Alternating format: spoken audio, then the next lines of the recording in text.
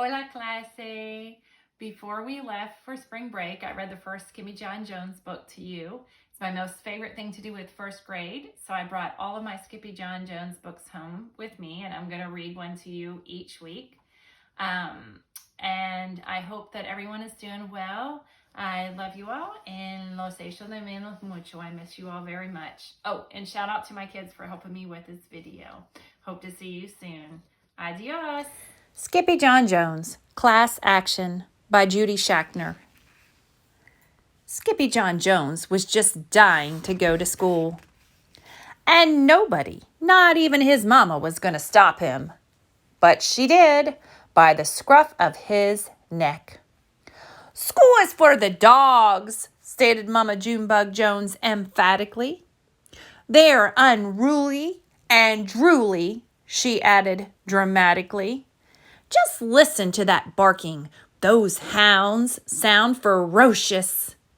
Plus, a bus full of dog breath would smell so atrocious. Good golly, Pop Lolly, it's such a no-brainer. If there is a good dog, it's because of its trainer." His mama gently nudged her nugget into his room. Then she added, "You're Skippyjon Jones, a smart Siamese cat. Take a look in the mirror if you don't believe that." "He looks in the mirror every day," said his sisters, Jezebel, Jillyboo, and Jujubee. "But all he sees are chihuahuas. Arf, arf," barked Jujubee. After his family left him to think, the chihuahua did exactly what his mama suggested, but not before he bounced around his room with some books. "Oh, I'm Skippyjon Jones, and I don't get the fuss. It's not like a pigeon is driving the bus." Then he climbed up his sister's kitty condo ladder for a peekaboo in the mirror. "Holy Julio!" squealed the kitty boy. "How many chihuahuas am I?" he wondered out loud. Then he took a deep breath, and using his very best Spanish accent, he answered, "Don mucho que puede estar en tu cabeza, hombre. As many as your head can handle." And quicker than you can say, the cat in the hat never did that. The kitty boy tossed his mask and his cape and a bright yellow banana into his mochila, into his backpack. Then, as he buttoned up his red plaid shirt, he began to sing in a muy soft voice. "Oh, my name is Skippito Frisquito, and I'm off to the school for perritos, 'cause I've got a good hunch that I'm going to have lunch with a grande old bunch of puchitos."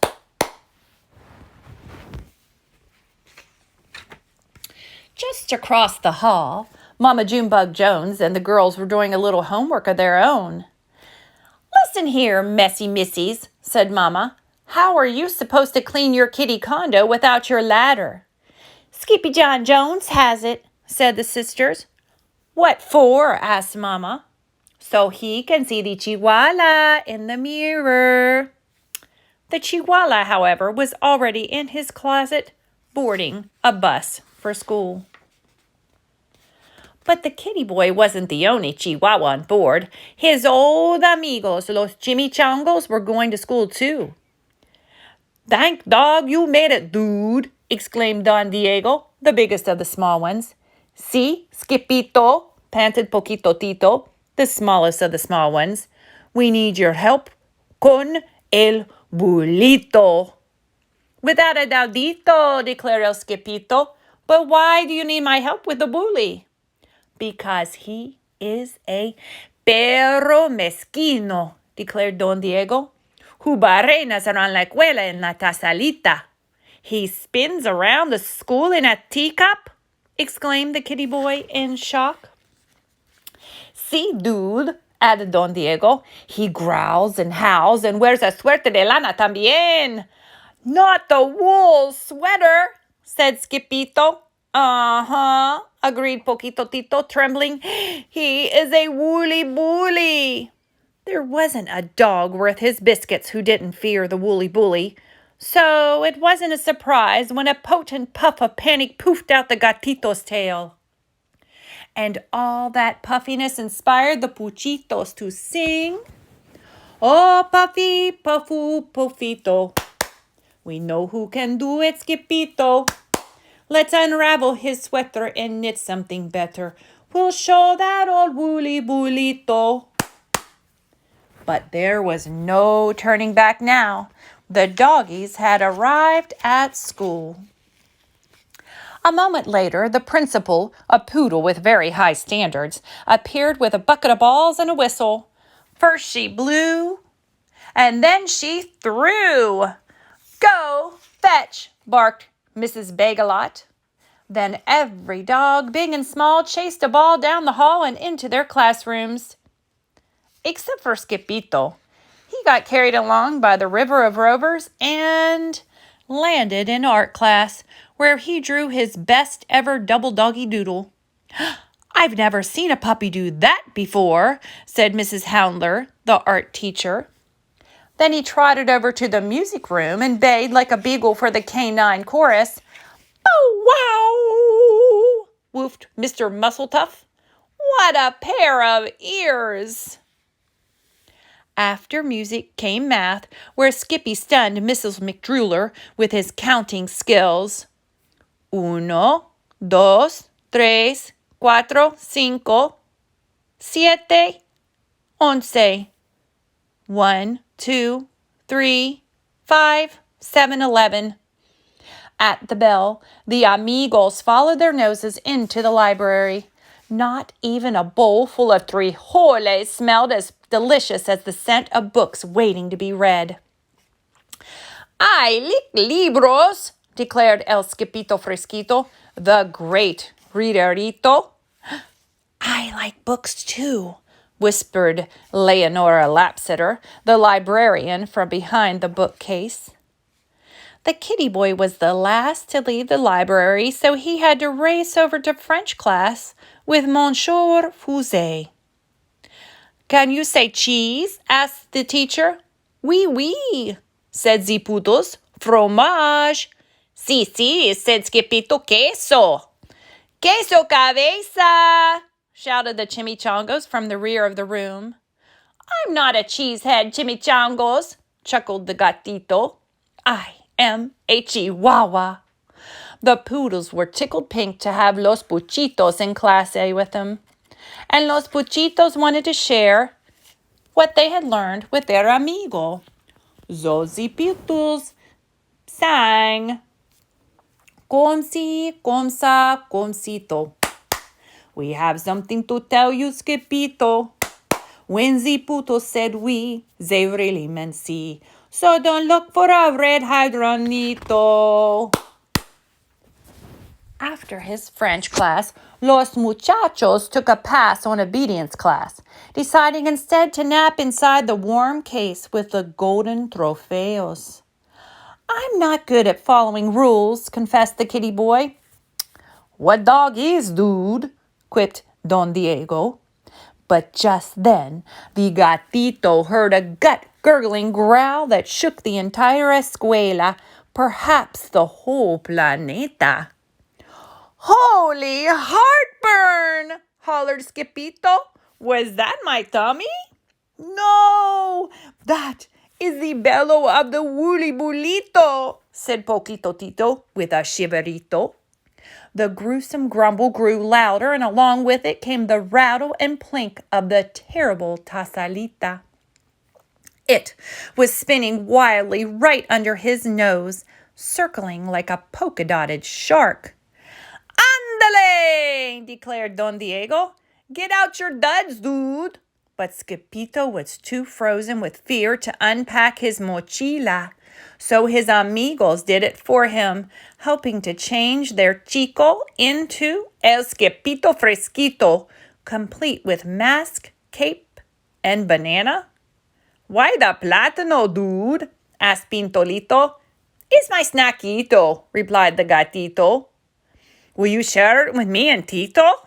"Yes, indeedo," agreed Skippyjo. Then woof, chaka-laka-laka-laka-laka, woof, chaka-laka-laka-laka-laka. Every dog leaped out of the case and latched onto the turbocharged taza. This caused the cup to spin wildly out of control, some of the chicos just hanging on by a tail. Estoy mareado, cried Skippyjo. You're not dizzy, dude. You're green, yipped the doggies. The whirling dervish of a dog-filled teacup cut a mean path of destruction past the principal's office and spun straight on into the lunch bunch like a bowling ball. "Strikeito!" shouted the puchitos, and strike it did. Smash, crackle, and pop! The twirling tazalita crashed right into a table and broke apart, exposing the ferocious Fuzzy for what he really was. A teeny tiny, itsy bitsy, wool-wearing teacup chihuahua. "Dude," declared Skippyjo, "you're no bigger than a bugito." But the bugito's only reply was a gut-girdling growl greater than the hounds had ever heard before. "Is that your tummy?" asked Skippyjo. "Sí," replied the bulito. "Tengo mucho hambre." "I'm hungry too," agreed the gatito. "But you can have my plátano." This act of kindness made the chimichangos pull out their jump rope right in the middle of the mess. Peanut butter and belly buttons, chunky cherry pits, the woolly bully's taza has broken into bits. Wiggle waggle jelly on the toast. He's not a woolly bully, he's just hungrier than the most. Just then, Mrs. Bagelot stomped into the lunchroom. "I smell a cat," she bellowed, "and that cat better scat." Then out came the whistle. First she blew, and then she threw a bright yellow ball down the hall, which every dog, big and small, began to chase, except for Skippyjo. He wasn't chasing the ball. He was running for his life. First Skippy tripped, then he slipped on the banana peel and slid straight out of his closet and back into the arms of his Mama Junebug Jones. "What in the woolly white willies have you been up to, Mr. Whistle Whiskers?" asked Mama. "He broke my teacup," whined Jillyboo. "And he ate my banana," complained Jezebel. "That's 'cause he went to school with the chihuahuas," explained Jujubee. Later that night, after every Fuzzy fell asleep, the kitty boy was good for one last bounce. "Oh, I'm Skippyjon Jones, and I couldn't say it better. A dog is not a bully just because he wears a sweater." Then he bounced over to his mama and gave her a beso, a kiss. She felt straight through the layers of her quilt. "Good night, little dipper," said the very sleepy mama.